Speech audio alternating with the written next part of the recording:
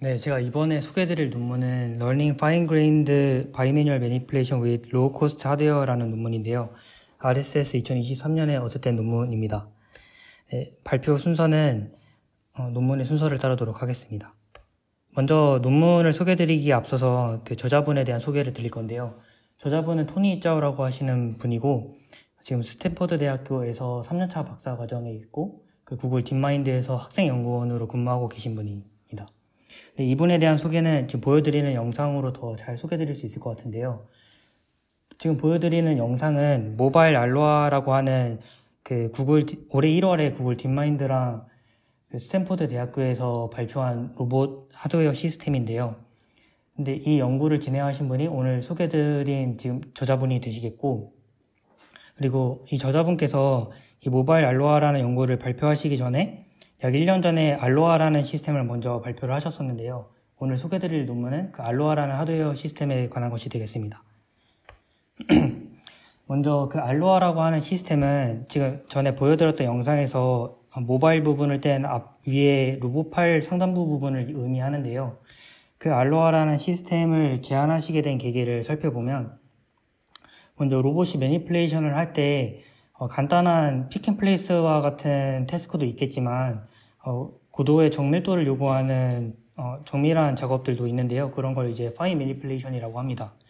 저자분께서 이제 파인 매니플레이션의 예시로 소개한 게 위에 보여드리는 3개의 사진인데 우리 일상 속에서도 볼 수 있듯이 뭐 예를 들면 소스통의 뚜껑을 연다거나 아니면은 리모컨의 배터리를 교체를 한다거나 아니면 뭐 테이프를 뜯어서 어딘가에 붙인다거나 하는 작업들이 사실 사람의 입장에서는 굉장히 단순하고 쉬운데 이게 로봇의 영역으로 넘어가면 파인 매니플레이션이고 사람이 하는 손으로 하는 작업들은 거의 다 대부분 로봇에게는 파인 매니플레이션이라고 할 수 있습니다. 근데 이러한 파인 매니플레이션이 고도의 정밀도를 요구를 하다 보니까 고품질의 로봇과 센서를 요구하게 되는데요. 근데 고품질의 로봇과 센서는 이제 가격이 비싸니까 이러한 가격 문제가 파인 매니플레이션을 연구하고자 하는 여러 연구실들한테 걸림돌이 될 수 있다라고 얘기를 합니다. 그래서 로우 코스트로도 파인 매니플레이션을 할 수 있는 알로하라는 시스템을 제안하시게 된 건데요. 근데 알로하라고 하는 시스템이 로우 코스트다 보니까 로우 코스트라는 게 사실 정밀도가 높은 작업을 요구하는 파인 매니플레이션을 할 수 있냐라는 의문이 들 수 있는데 저자분께서는 그 ACT라고 하는 이미테이션 러닝 방식의 제어를 같이 하셨는데요. 이렇게 사람이 하는 정도의 작업의 정밀도는 강화학습이나 모방학습처럼 학습 방식으로 제어를 하게 되면 충분히 커버가 가능하다고 합니다. 네, 그래서 컨트리뷰션은 제가 아까 말씀드린 로우 코스트이지만 덱스트러스 텔레오퍼레이션 시스템을 제안을 하고 그리고 그 텔레오퍼레이션 시스템을 통해서 취득한 데이터로 이미테이션 러닝 방식의 파인 매니플레이션을 할 수 있는 시스템을 제안하는 것입니다. 그렇다면 이미테이션 러닝이 무엇인지를 알아봐야 되는데요. 이미테이션 러닝 같은 경우에는 흔히 그 강화학습과 많이 비교되어서 설명이 되어지는데 강화학습을 간단히 말씀드리면 강화학습 같은 경우에는 이렇게 에이전트가 있다고 가정을 했을 때 그 에이전트가 어떤 액션을 행하게 되면 그 환경으로부터 그 액션에 대한 평가로 리워드를 받게 됩니다. 그러고 이제 다음 스테이트로 넘어가게 되겠죠. 근데 이제 각 스테이트마다 에이전트가 취할 수 있는 액션이 엄청나게 많은데 각 스테이트마다 어떤 액션을 취할지를 이제 정해놓은 게 이제 폴리시라고 할 수 있거든요. 근데 그 폴리시가 만약에 정해지게 되면 에이전트가 스테이트마다 하는 액션이 정해지게 되니까 스테이트마다 앞으로 받게 될 누적될 리워드를 계산을 할 수가 있고 그 누적된 리워드가 이제 최대가 되도록 하는 폴리시를 선택하도록 학습하는 것이 이제 강화학습이라고 할 수 있습니다. 근데 이미테이션 러닝 중에 그리고 저자분께서 사용하신 프레임워크는 비헤이비얼 클로닝이라고 하는 건데요. 근데 이 프레임워크 같은 경우에는 여기서 보였던 리워드가 없습니다. 그래서 어떤 걸 그 평가 지표로서 활용을 하냐면 그 엑스퍼트의 데몬스트레이션을 활용을 하는데요. 여기 보시는 이 파이가 엑스퍼트의 이제 데몬스트레이션 데이터에서 나온 그 폴리시라고 할 수 있고, 이게 지금 저희가 프레딕트하는 폴리시라고 하면 그 둘 사이에 어떤 로스가 존재를 할 텐데, 그 로스를 최소화하는 방향으로 학습이 진행이 되는 게 이미테이션 러닝입니다. 근데 이 비헤이비어 클로닝에 이제 구질적인 단점이 하나 있었는데요. 그 컴파운딩 에러라고 하는 단점입니다. 컴파운딩 에러라는 단점을 간략하게 설명드리면, 예를 들어 보시는 그림처럼 어떤 정해진 트랙을 빨리 도는 태스크가 있다고 하면, 이 태스크를 수행함에 있어서 엑스퍼트는 뭐 데몬스트레이션 할 때마다 똑같은 경로를 돌지는 않겠지만 어떤 최적의 경로에서 크게 벗어나지 않는 방향으로 계속 데몬스트레이션을 할 건데요. 근데 폴리시를 학습할 때 이렇게 에러가 발생을 해서 어떤 그 데몬스트레이션 데이터에 아예 없는 스테이트로 진입을 하게 되면 그 스테이트에서 어떻게 다음 액션을 선택할지에 대한 데이터가 없기 때문에 그 이후에 다른 액션을 예측을 할 때도 이 에러가 누적이 되는 현상이 발생하는데, 그걸 이제 컴파운딩 에러라고 합니다. 그래서 이 지금까지 컴파운딩 에러를 완화시키는 방법으로 제안이 됐었던 게 대거라고 하는 방식인데, 이 방식은 정말 나이브하게 에러가 발생을 했을 때 그 엑스퍼트가 바로 코렉션을 해주는 건데요.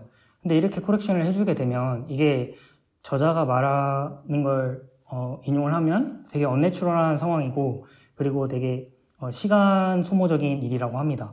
그래서 저자분께서는 이후에 설명드리겠지만 이 액션 청킹과 템포럴 앙상블이라는 메소드를 통해서 컴파운딩 에러를 완화를 했습니다. 네, 그럼 이제 알로하라고 하는 시스템에 대해서 알아볼 건데요. 알로하라는 시스템은 아까 말씀드렸던 그 로봇 파일 부분이 되겠고요. 총 4개의 로봇 파일과 4개의 RGB, 4개의 그 웹캠으로 구성이 되어 있는데,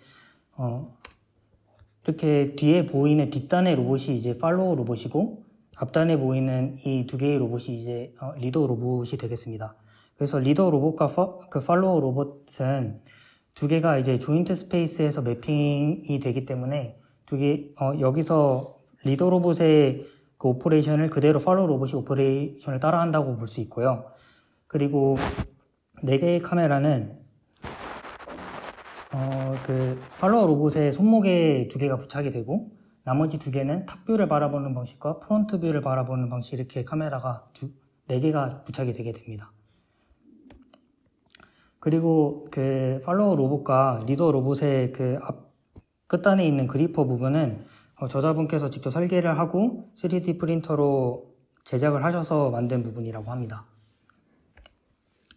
네, 그러면 이제 그 저자분께서 말씀하시는 ACT라고 하는 이미테이션 러닝 메소드를 한번 알아볼 건데요. ACT는 이제 액션 청킹 위드 트랜스포머의 약자로, 사실 여기 위드 트랜스포머라고 해서 트랜스포머가 되게 중요할 것처럼 얘기를 하는데, 제가 논문을 읽어본 바로는 액션 청킹을 되게 중요하게 다루고 있지만 트랜스포머가 엄청나게 중요한 요소로 작용하는 것 같지는 않습니다. 그래서 이 ACT라고 하는 게 어떤 세부적인 요소로 구성이 되어 있는지를 보면, 액션 청킹과 템포럴 앙상블이라고 하는 그 컴파운딩 에러를 완화시킬 수 있는 메소드를 먼저 제안을 하셨고, 그리고 나서 CVEA라고 하는 생성 모델로 큰 모델의 구조를 만드셨는데, 그 안에 들어가는 이제 인코더와 디코더의 네트워크를 설계를 하실 때는 트랜스포머로 구현을 하셨습니다. 그래서 이제 각각에 대해서 간단하게 알아보고 모델 구조를 살펴보도록 하겠습니다. 일단 액션 청킹 같은 경우에는 그 단어에서 유추할 수 있듯이 그 어떤 액션 시퀀스가 존재한다고 하면은 그걸 제가 정의하기 나름이겠지만 정의한 그 청크 사이즈로 끊어내는 걸 의미하는데요. 그럼 이게 어떻게 컴파운딩 에러를 잡을 수 있는지를 한번 보면, 만약에 액션 청킹이 없는 경우를 생각을 해보면, 내가 엑스퍼트가 데몬스트레이션한 어떤 태스크가 있을 때 그 태스크에 포함되어 있는 액션이 저렇게 6개가 있다고 가정을 해보겠습니다. 그리고 그 폴리시를 프레딕트 할 때도 프레딕트한 액션이 6개가 똑같이 나오겠죠? 근데 여기서 만약에 액션 3를 예측할 때 예를 들어서 아까와 같은 에러가 발생을 했다고 하면은 그 뒤에 나머지 액션들을 예측하는 데 있어서도 에러가 누적이 되는 게 이제 액션 청킹이 없으면 발생할 수 있는 문제점인데요.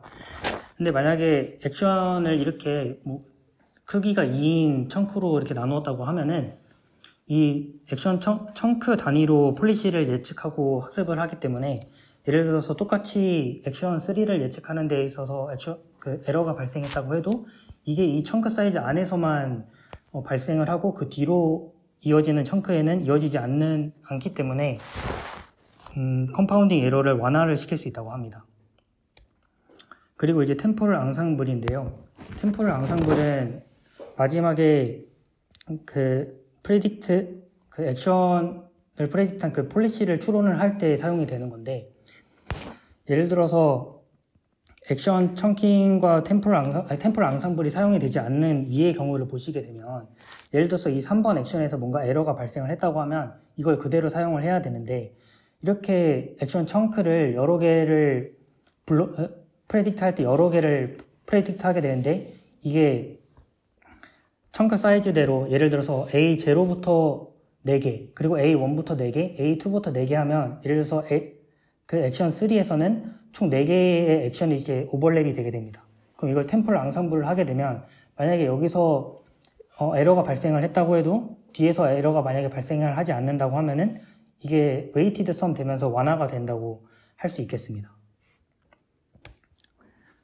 그 다음에 이제 두 번째로 CVA라고 하는 생성 모델인데요. 이거는 베리에이셔널 오토 인코더에 이제 조건부가 붙어 있는 형식입니다.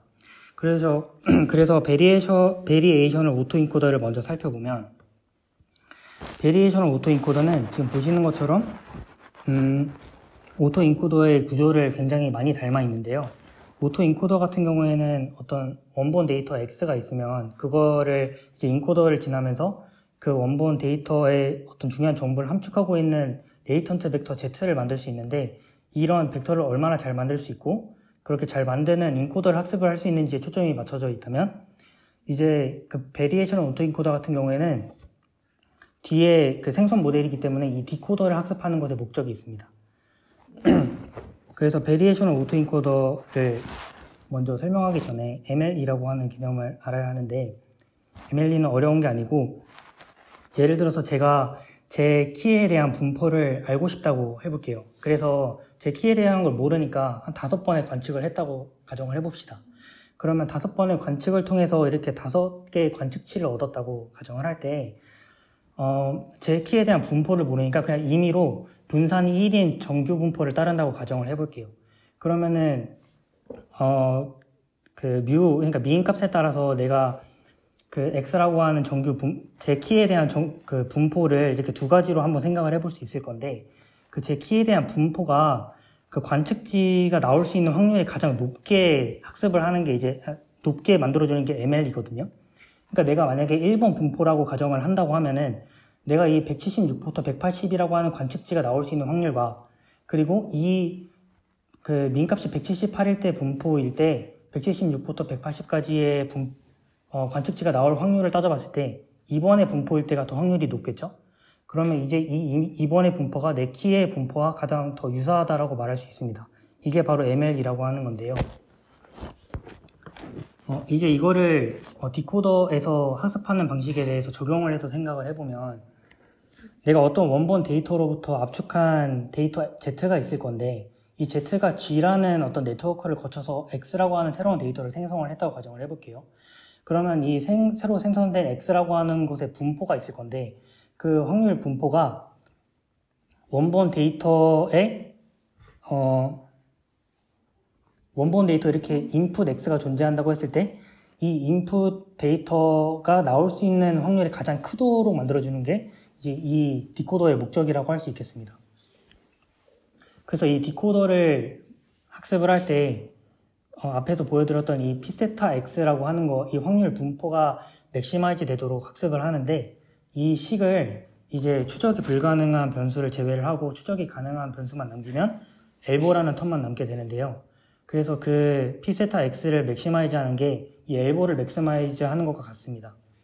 그래서 이 엘보라는 텀을 자세히 살펴보면, 플러스가 있는 텀은 맥시마이즈하고 마이너스가 붙은 텀을 미니마이즈 하게 되면 이 엘보라는 텀이 맥시마이즈가 되겠죠.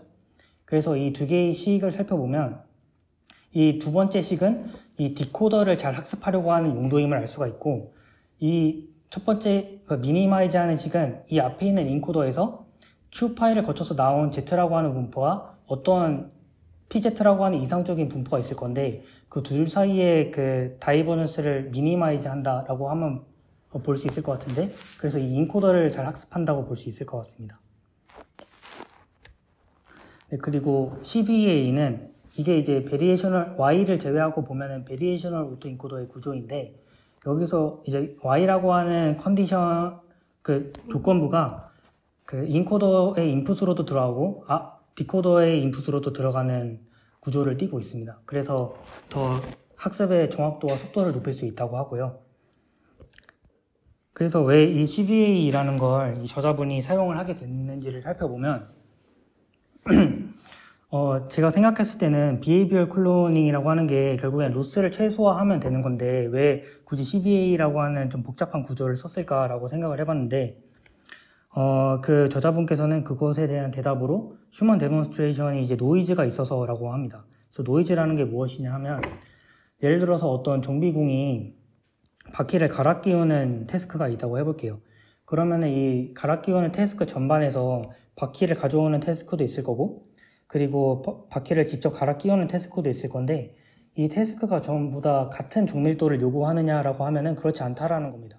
그래서 높은 정밀도를 요구하는 곳에서는 휴먼 데몬스트레이션이 되게 결정적으로 이루어지게 되고, 그리고 낮은 정밀도를 요구하는 작업에서는 조금 더 확률론적으로 이루어진다고 하는 건데, 그래서 이렇게 낮은 정밀도를 요구하는 부분에서 스토캐스틱해져 버리니까 이게 노이즈가 발생을 해서 학습을 해친다라고 하는 건데요. 그래서 CVA로 하면은 그 Z를 학습을 할 때 이렇게 노이즈가 있는 부분은 좀 덜 학습을 하게 되고 덜 중요하게 생각을 하게 되고, 높은 정밀도를 요구하는 부분은 더 많이 그 중요하게 생각을 할 수 있게 되어서 CVA라는 모델을 사용을 하는 게 좋다고 합니다. 그리고 마지막으로 트랜스포머를 알아보고 이제 모델 구조를 살펴볼 건데요. 트랜스포머를 사용한 이유는 저희가 간단하게 말하면 저희가 액션 시퀀스에 대한 데이터를 다루는데 트랜스포머가 이제 시퀀셜한 데이터를 다루는데 굉장히 최적화가 되어 있잖아요. 그래서 그 액션 시퀀스를 다루기 위해서 그 트랜스포머라고 하는 그 등장부터 지금까지 시퀀셜한 데이터를 다루는 데 있어서 굉장히 많이 사용되고 있는 트랜스포머라는 구조를 사용을 했다고 하고, 여기서 이제 논문에서 사용한 부분이 이제 셀프 어텐션 레이어인데요. 셀프 어텐션 레이어를 간단하게 말씀드리면, 이 셀프 어텐션 레이어는 어떤 임의의 단어 인베딩이 들어갔을 때 그 단어 인베딩에 대한 어떤 문맥화된 벡터를 뱉어낸다고 볼 수 있어요. 이게 어떤 말이냐면, 그 X가 지금 어떤 단어 인베딩에 들어왔을 때 쿼리 키 밸류 이렇게 세 가지의 단어 벡터를 가질 수가 있는데, 어텐션 스코어를 계산을 할 때 자기 자신의 쿼리와 그리고 모든 단어와의 키를 비교를 해서 그 어텐션 스코어를 매기는데요. 그러면 자기 자신의 단어 인베딩과 다른 단어 인베딩 사이에 어떤 관계성을 포착을 할 수 있게 됩니다. 그러면 그게 이제 이 Z라고 하는 그 출력 벡터에 담기게 되는데요. 그래서 단어 인베딩이 전체 문장에서 어떤 의미를 가지고 있는지를 뱉어낼 수 있게 되는 게 셀프 어텐션 레이어입니다. 이제 이거를 생각을 하고 앞에 들었던 개념들을 생각을 하면서 이 구조를 한번 살펴볼 건데요. 이게 지금 저자분께서 말씀하시는 ACT의 모델 구조인데, 지금 이게 전체적으로 CVA의 구조를 따르고 있어요. 그래서 왼쪽에 있는 구분선의 왼쪽에 존재하는 이 파란색 박스는 CVA의 인코더 파트를 트랜스포머 인코더로 구현을 한 모습이고, 그리고 CVA의 디코더 파트를 트랜스포머 인코더와 디코더로 구현을 한 모습입니다. 조금 더 자세히 살펴보면, 먼저 학습을 진행하기 전에 샘플 데이터를 만드는데요. 이 샘플 데이터에서 이 샘플 하나에 들어가는 게 무엇이냐 하면 아까 4개의 카메라가 존재한다고 했는데, 그 4개의 카메라로부터 그 해당 스테이트를 찍은 RGB 이미지와 그리고 그 해당 스테이트에서의 조인트 포지션이 들어가는데, 이 크기가 왜 14냐고 하면은 로봇팔 하나마다 이제 그리퍼를 포함해서 총 7개의 자유도를 가지는데요. 그래서 조인트 포지션에 대한 값이 로봇팔 하나마다 7개가 나오게 됩니다. 근데 이제 2개의 로봇팔을 사용을 하게 되니까 총 14개의 값이 이 조인트 값에 담기게 되는 거고, 그리고 이 스테이트일 때 그 다음 데몬스트레이션에서는 어떤 액션을 취했는지를 아까 그 청크 사이즈 K개를 이제 뽑아 오는 거예요. 그래서 이거를 이제 하나의 샘플로서 이 샘플마다 이제 폴리시를 학습을 하게 되는 겁니다. 그리고 이제 이게 그 앞에 나왔던 CV의 인코더 파트를 나타낸 건데, 이 왼쪽에 보이는 거는 이제 입력이 어떻게 구성이 되어 있는지를 간단하게 보여주는 거거든요. 그래서 이 CLS라는 벡터를 만들 때는 그냥 랜덤하게 이니셜라이즈 된 512개의 벡터를 넣어주게 되고, 전부 다 이 과정은 원래 14개의 차원을 가지고 14차원을 가지고 있었는데 512차원으로 전부 다 차원을 맞춰주는 작업이고, 여기 들어간 포지셔널 인코딩인데요. 이거는 이 액션 시퀀스의 순서를 잘 고려해주기 위해서 더 추가적으로 고려된 부분이라고 생각하시면 되겠습니다. 그래서 이 인풋들이 이 인코더에 들어가게 되면 여기서 아웃풋으로 하나밖에 나오지가 않는데, 이게 그 저자분께서는 이 CLS라고 하는 게 버트 형식의 인코더인데, 이 CLS라는 게 이 전체적인 시퀀스에 대한 의미를 잘 함축하고 있어서 이 함축된 CLS에 대응되는 아웃풋만을 활용을 한다고 합니다. 그래서 이 아웃풋을 활용을 할 때 지금 여기 보면 Z민과 Z 그 표준 편차가 이렇게 나눠지는 걸 볼 수가 있는데요. 제가 아까 소개 드렸을 때 그 베리에이션 온투 인코더에서 지금 여기는 Z로만 제가 설명을 간략하게 하기 위해서 표현했는데, 원래는 이게 분포를 추출을 할 때 뮤랑 그 분산을 같이 추출을 하게 되고, 여기서 샘플링에서 Z를 뽑아오는 형식이라서 그걸 여기서 이제 표현을 했다고 보시면 될 것 같습니다. 그리고 디코더 부분인데요. 디코더에 아까 저희가 그 Y라고 하는 컨디션이 들어간다고 했잖아요. 근데 이 컨디션이 이 두 개가 컨디션입니다. 이 옵저베이션이라고 하는 건데, 그 해당 스테이트를 관측했을 때 나오는 RGB 이미지 4개와 그리고 조인트 포지션이 이제 옵저베이션으로 컨디셔너로 들어가게 되고, 아까 인코더에서 나왔던 Z를 그대로 인풋으로 넣어주게 됩니다. 그래서 이 전체적으로 트랜스포머 구조를 거치게 되면은 예측된 액션 시퀀스가 나오게 되는 구조로 이제 ACT가 구성이 되어 있다고 할 수 있고요. 테스트를 할 때는 인코더 부분을 제외하고 디코더 부분만을 사용하는데, 여기서 테스트를 할 때 그 당시에 그 옵저베이션을 그냥 인풋으로 넣어준다는 것 외에는 차이가 없다고 할 수 있겠습니다. 그래서 이제 실험 결과인데요. 실험은 태스크를 정의하는 것에서부터 시작을 하는데, 태스크는 리얼월드 태스크 6개와 그리고 시뮬레이션 태스크 2개로 이루어져 있습니다. 각각에 대해서 간단하게 설명드리면, 리얼월드 태스크는 뭐 슬라이드 짐락이라거나 아니면 배터리를 교체한다거나 아니면은 소스컵의 뚜껑을 연다거나 하는 작업들이 있고, 그리고 추가적으로 벨크로를 체결하는 것과 그리고 테이프를 뜯어서 어딘가에 붙이는 작업, 그리고 마네킹 발에다가 신발을 신기는 작업들이 있겠고요. 각각의 태스크는 그냥 그렇게 태스크가 딱 하나 정해지기보다는 그 파이널 태스크를 달성하기 위해서 앞에서 어떤 서브 태스크들이 있는지까지 정의가 되어 있습니다. 그리고 이건 시뮬레이션 태스크인데, 시뮬레이션 상황은 총 2가지로 어떤 큐브를 다른 팔이 집어서 다른 팔에게 넘겨주는 태스크 하나와, 그리고 빨간색 막대 크기가 동일한 구멍이 있는 파란색 막대가 있는데요. 그래서 이 2개의 빨간색 막대를 파란색 막대로 넣어주는 인절션 태스크가 하나 더 있습니다. 그래서 6개 이 리얼월드 태스크를 데이터를 뽑을 때는 총 50번의 데몬스트레이션을 했다고 하고요. 그리고 스레드 벨크로의 경우에는 예외적으로 100번의 데모를 진행을 했다고 합니다. 그리고 시뮬레이션 태스크 같은 경우에는 데모가 이제 2가지 타입이 있는데, 스크립트 폴리시인 타입이 있고 직접 휴먼 데몬스트레이션 하는 파트가 있는데, 휴먼 데몬스트레이션은 아까 사람이 조종하는 리더 로봇을 시뮬레이션 로봇과 리얼타임으로 렌더링해서 직접 조종을 해서 데모를 모은다고 합니다. 이게 이제 그 실험 결과인데요. 보시면 이게 앞에 2개가 시뮬레이션 결과고요. 이 뒤에 2개가 리얼 월드에서의 결과인데, 이게 그 큐브 트랜스포머에서 각각의 하부 태스크고 이게 파이널 태스크입니다. 근데 지금 보시면 이게 다른 앞서 나온 4개의 이미테이션 러닝 방식과 비교를 했는데, 지금 앞에 두 파트에서는 어느 정도 성공을 하는 모습을 보이는데 이 뒤에 마지막 태스크에 대해서는 성공을 잘 못하는 모습을 보이고 있거든요. 나머지 4개는.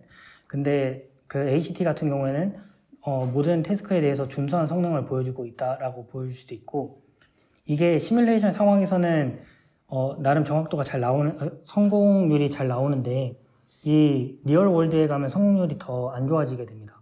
그래서 첫 번째 시작은 어느 정도 성공을 하는 모습을 보이는데 두 번째 태스크부터는 아예 성공을 아예 못하는 모습을 보여주고 있습니다. 근데 여기서 보면은 이 4개 중에서 BET라고 하는 모델이 그나마 가장 잘 되는데요. 그래서 이 BET와 ACT를 추가적으로 더 리얼 월드에 대해서 테스트를 진행을 했을 때 BET는 첫 번째는 마찬가지로 어느 정도 성공을 하는 모습을 보이는데 두 번째부터는 아예 성공을 하지 못하는 모습을 볼 수가 있습니다. 그래서 이게 영상인데 이게 테스트하는 영상입니다. 제가 임의로 6배속을 한 영상이고요. 이렇게 각각의 테스트에 대해서 성공적으로 수행하는 모습을 담고 있습니다. 그리고 추가적으로 이제 어블레이션인데요. 이 어블레이션은 템포럴 앙상블이랑 CVA 구조가 얼만큼 효과가 있었느냐를 보여주고 있는데, 이 앞선 2개의 방식은 템포럴 앙상블을 썼을 때 성공률이 더 올라가는 모습을 볼 수가 있는데요. 이거는 파라메트릭 방식이라서 성공률이 올라갔다고 하는데, 이 VINN 같은 모델 경우에는 넌 파라메트릭 방식이라 템포럴 앙상블을 사용을 했을 때 오히려 더 떨어지는 모습을 보였다고 합니다. 그리고 휴먼 데이터, 아까 CVA를 사용하는 이유가 휴먼 데이터를 사용을 할 때 노이즈가 있기 때문이라고 했는데요. 그래서 스크립트 데이터에서는 CVA를 사용하나 안 하나 차이가 별로 없지만 휴먼 데이터에 대해서는 CVA를 사용을 하면은 더 높은 성공률을 보이는 걸 확인할 수가 있었습니다. 네, 그래서 컨클루전으로는 로우 코스트 시스템으로 매니플레이션을 하기 위해서 알로하라고 하는 하드웨어 시스템과 ACT라고 하는 러닝 알고리즘을 제안을 했고, 각각에 대해서 10분 남짓한 데모로 8-90%의 그 파인 매니플레이션 성공률을 보였다고 얘기를 하고 있고요. 근데 한계점으로는 셔츠의 단추를 푼다거나 아니면은 어떤 케이블을 연결한다거나 하는 더 복잡한 태스크에 대해서는 성공률이 저조하다라고 얘기를 하고 있습니다. 감사합니다.